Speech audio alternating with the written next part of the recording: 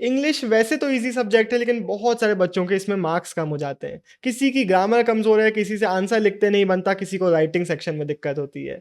आज की इस वीडियो में हम हर एक एस्पेक्ट की बात कर लेंगे। इस स्ट्रैटेजी वीडियो को अगर आप अच्छे से देखते हैं और जो सिंपल टिप्स मैं दूँगा उनको आप अच्छे से फॉलो करते हैं, तो आप इंग्लिश में फुल मार्क्स स्कोर कर रहे होंगे। सीधे बढ़ते हैं हम टिप नंबर 1 के ऊपर। सबसे पहले आपको जाना है सीबीएसई की वेबसाइट पे और अपना जो सिलेबस है उसको अच्छे से देख लेना है। आपको एग्जैक्टली पता होना चाहिए कि राइटिंग स्किल्स में क्या-क्या चीज़ें आने वाली हैं, लेटर, इन्विटेशन जो भी आने वाला है आपको पता होना चाहिए। उसके बाद आपको पता होना चाहिए कि कितने क्वेश्चन आंसर्स आएँगे, उनकी वर्ड लिमिट क्या होगी। इसकी इंपॉर्टेंस हम आगे भी डिस्कस कर रहे होंगे। सिलेबस को बहुत अच्छे से देखने के बाद अब हमारा पॉइंट आता है कि अलग-अलग चीज़ों को हम प्रिपेयर कैसे करें।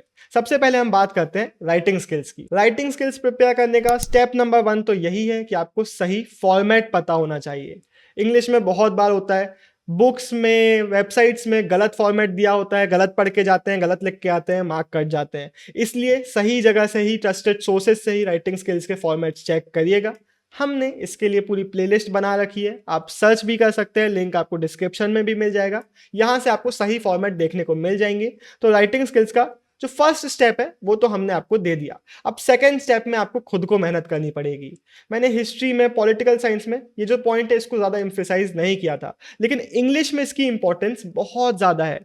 आप लिख कर प्रैक्टिस करिए। जब आप लिखने बैठते हैं तो आपको समझ में आता है कि यार जो फॉर्मेट था वो थोड़ा-सा क्लियर नहीं था, अभी समझ में नहीं आ रहा कैसे लिखते हैं। कई बार आपके आंसर्स बड़े हो रखे होते हैं, कई बार आपके लेटर छोटे हो जाते हैं, अच्छे से फ्रेम नहीं कर पाते और ये सारी दिक्कतें कैसे सॉल्व होंगी? जब आप एटलीस्ट 2 से 4 बार लिख कर प्रैक्टिस करेंगे। अगर आपने 2 बार किया, आपको लगता है कि भाई एकदम बढ़िया लिखा रहा है, तो ठीक है, लेकिन अगर आप थोड़े से वीक स्टूडेंट हैं, अगर ये राइटिंग सेक्शन आपका वीक पार्ट है, तो एटलीस्ट 4 बार लिख कर प्रैक्टिस करिए। इन्विटेशन हो, चाहे लेटर हो, चाहे जो भी हो, हर एक चीज़ को एटलीस्ट 4 बार लिखिए। ये एक बहुत इंपॉर्टेंट टिप है। जब आप 2 से 4 बार लिख कर प्रैक्टिस करेंगे, आप टाइम भी नोट करिएगा। आप नोटिस करेंगे कि आपका जो टाइम है, अब वो धीरे-धीरे कम भी हो रहा है और आपको पता भी लग जाएगा कि मैं राइटिंग स्किल्स जो है, वो कितने टाइम में सॉल्व करती हूँ या करता हूँ, जो भी। तो इससे क्या होगा, आपको और अच्छा आइडिया लगेगा कि भाई इतना टाइम मुझे इसमें देना पड़ेगा। इसके अलावा आपकी जो मिस्टेक्स हैं वो भी आपको दिख रही होंगी। आप अपने इंग्लिश के टीचर से चेक भी करा सकते हैं उनको,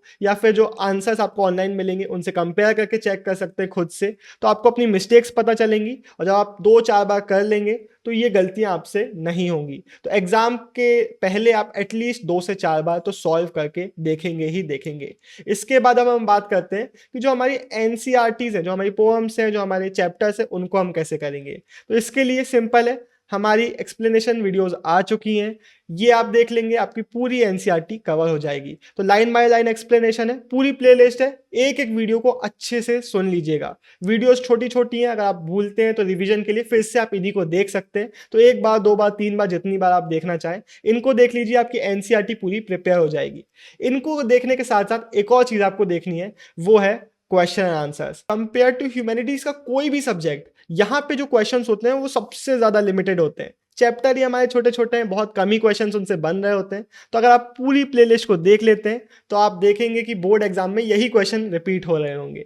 इसके लिए बहुत इंपॉर्टेंट है कि आप ओसवाल गुरुकुल के क्वेश्चन बैंक्स भी खरीद लीजिए। ये बहुत अच्छी क्वालिटी के, इसलिए मैं ये रिकमेंड कर रहा हूँ। बट क्वेश्चन बैंक से होगा क्या, वही चीज़, सारे प्रीवियस ईयर क्वेश्चंस भी आपको देखने को मिल जाएंगे, इंपॉर्टेंट क्वेश्चन सारे देखने को मिल जाएंगे और यही क्वेश्चन आपके बोर्ड एग्जाम में भी रिपीट हो रहे होंगे। प्लस यहाँ पे भी आपको सारे आंसर्स भी देखने को मिलेंगे। उसको कैसे यूज करना है मैं आगे एक टिप में बता रहा हूँ, लिंक आपको डिस्क्रिप्शन में मिल जाएगा। इस वीडियो का डिस्क्रिप्शन बहुत ज़्यादा इंपॉर्टेंट है, इनका भी लिंक है, वीडियोस का भी लिंक है, तो उसको चेक करना मत भूलिएगा। अगर आपको ये वीडियो अच्छी लग रही है तो इस वीडियो को भी ज़रूर लाइक करिए। अब हम एक बहुत शानदार टिप की बात करेंगे, राइटिंग सेक्शन इंप्रूव करने में ये आपको बहुत हेल्प करेगी।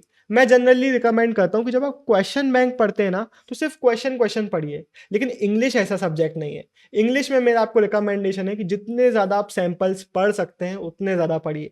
इससे मेरा मतलब है, मान लेते हैं आप राइटिंग में लेटर्स की प्रैक्टिस करना चाहते हैं, इनविटेशन को इंप्रूव करना चाहते हैं, तो आप क्या करेंगे, क्वेश्चन बैंक में आपको इनके सैंपल्स देखने को मिल जाएंगे, आपको ऑनलाइन बहुत सारे लेटर्स और उनके आंसर्स देखने को मिल जाएंगे। तो आप इनको सिर्फ रीड करेंगे, जितने ज़्यादा आप रीड कर सकते हैं उतने ज़्यादा। इसके बाद क्या होगा, आप देखेंगे कुछ लाइन्स ऐसी हैं लेटर में जो आप हर लेटर में यूज़ कर सकते हो, कुछ इन्विटेशन के स्टेटमेंट्स ऐसे हैं जो आप हर इन्विटेशन में यूज़ कर सकते हो। बोर्ड एग्जाम में जैसे ही आप क्वेश्चन देखोगे जाओगे, आपको तुरंत दिमाग लगाना ही नहीं पड़ेगा। आपको ऑलरेडी पता होगा कि कैसी मेरी ओपनिंग होने वाली है, मिडल में मैं किस तरीके से अपना फ्रेमिंग करने वाला हूँ, एंड में कैसे करने वाला हूँ। तो यहाँ पे अगर आप ज़्यादा से ज़्यादा रीडिंग कर लेते हैं सैंपल्स की, तो राइटिंग सेक्शन में आपका दिमाग लगाने की जो ज़रूरत है वो ही खत्म हो जाती है, ये आपको बहुत ईज़ी लगने लगता है। अब जैसे मैंने पहले आपको बोला था कि वर्ड लिमिट आपको चेक करनी है। क्यों करनी है? इंग्लिश एक अलग सब्जेक्ट है, हिस्ट्री नहीं है कि थोड़ा बड़ा आंसर लिख दिया तो अच्छी बात है। यहाँ पे अगर आप अपने आंसर को घसीटने लग गए तो आपके मार्क्स डाउन होने लगेंगे, मार्क्स कट जाएंगे।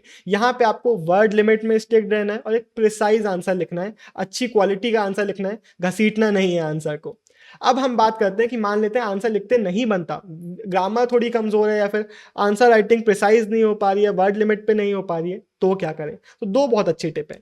एक टिप तो है कि टर्म्स थोड़े याद करने की कोशिश करिए। जब आप एनसीईआरटी पढ़ेंगे तो बहुत सारे टर्म्स आएंगे जो कि आपके डिफिकल्ट वर्ड्स होते हैं ना, वो उनको आपको याद करना पड़ेगा। वो आप याद करेंगे, अपने आंसर्स में यूज करेंगे, तो आंसर फ्रेमिंग थोड़ी इजी भी होने लगेगी। थोड़ा सा आपको ऑलरेडी आइडिया होगा कि कौन से वर्ड्स मुझे यूज करना है, प्लस आपको ज़्यादा मार्क्स मिल रहे होंगे क्योंकि आप एनसीईआरटी के टर्म्स वहाँ पे यूज कर रहे हैं, आपकी आंसर की क्वालिटी इंप्रूव हो जाएगी।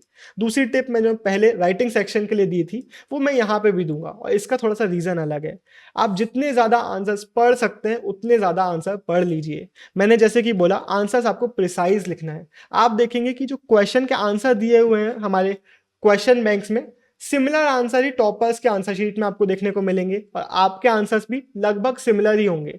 जैसे कि मैंने बोला, हिस्ट्री पॉलिटिकल साइंस नहीं है कि एनसीईआरटी पढ़ ली उसके बाद अपने तरीके से लंबा चौड़ा करके फ्रेम कर दिया। यहाँ पे आपको प्रिसाइज रहना पड़ता है। तो एग्जैक्ट रट्टा नहीं मारना है जो क्वेश्चन बैंक के आंसर है उनको, लेकिन ज़्यादा से ज़्यादा बार रीड कर लेना है। उसके बाद क्या होगा, आपको थोड़ा बहुत दिमाग में वो बैठा रहेगा और उसी फ्रेमिंग को आप यहाँ पे उतार दोगे। आपने एनसीईआरटी के टर्म्स भी याद कर लिए हैं, तो आप देखेंगे कि आपको ज़्यादा सोचना नहीं पड़ रहा है, क्योंकि आपने बार बार आंसर्स को रीड किया हुआ है। आप बिना सोचे ही आपके दिमाग में एग्जैक्ट आंसर छपा हुआ है, आप उसी को वहाँ पे उतार देंगे। ये एक बहुत इंपॉर्टेंट टिप है। थोड़ा सा ऐसा लग रहा है कि यार रट्टा मारने के लिए बोल रहा हूँ, लेकिन इंग्लिश के आंसर ऐसे ही होते हैं, छोटे छोटे होते हैं। इंग्लिश की जो हमारी एनसीईआरटी है उसी को आप आंसर में उतार रहे होते हो, तो थोड़ा बहुत रट्टा ही मारना पड़ता है इसके आंसर्स में। तो ये चीज़ भी आप फॉलो करिएगा। जितने ज़्यादा आंसर्स पढ़ सकते हैं क्वेश्चन बैंक के, उतने ज़्यादा आंसर पढ़ लीजिएगा। अब हम बात करते हैं एक फाइनल टिप की, सैंपल पेपर्स कितने सॉल्व करना है। तो मैंने हमेशा बोला है एटलीस्ट 2 सैंपल पेपर आपको हर सब्जेक्ट के लिए सॉल्व करना मस्ट है। इससे आपको समझ में आएगा कि आपको कितना टाइम लगता है किस सेक्शन में, आपका जो टाइम मैनेजमेंट है वो इंप्रूव हो रहा होगा, आंसर राइटिंग आपको सामने दिख रही होगी, ग्रामर सेक्शन आप इस तरीके से भी प्रैक्टिस कर सकते हैं। तो एटलीस्ट 2 सैंपल पेपर तो सॉल्व कर लीजिएगा, और जितने ज़्यादा हो सके उतने ज़्यादा सैंपल रीड कर लीजिएगा। इनका भी लिंक आपको डिस्क्रिप्शन में मिल जाएगा। ओसवाल गुरुकुल के सैंपल पेपर्स काफ़ी अच्छे हैं, तो ये सारे लिंक्स आप चेक करना मत भूलिएगा। अगर किसी और सब्जेक्ट के लिए इस तरीके की वीडियो चाहिए तो वो भी कमेंट बॉक्स में बताइए। बाय बाय, साइनिंग ऑफ, देव टैंगुलिया।